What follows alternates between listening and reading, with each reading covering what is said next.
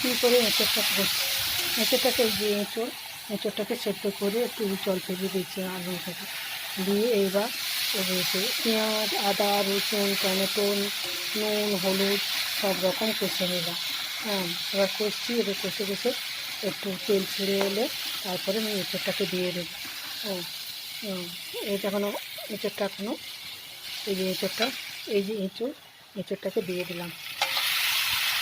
হ্যাঁ, এবার এই যে এঁচোড়টাকে এবার কষতে আরম্ভ করছি। ভালো করে কষা হয়ে গেল।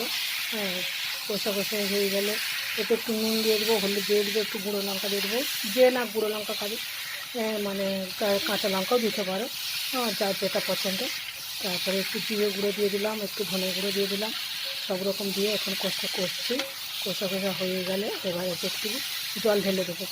জল ঢেলে দিয়ে তারপর একটু মানে একটু সামান্য জল ঢেলবো। জল ঢেলে দিয়ে সেদ্ধ হয়ে গেলে তারপরে কমপ্লিট করবো গরম মশলা দিয়ে, তারপরে নামিয়ে দেবো। কমপ্লিট হয়ে যাবে।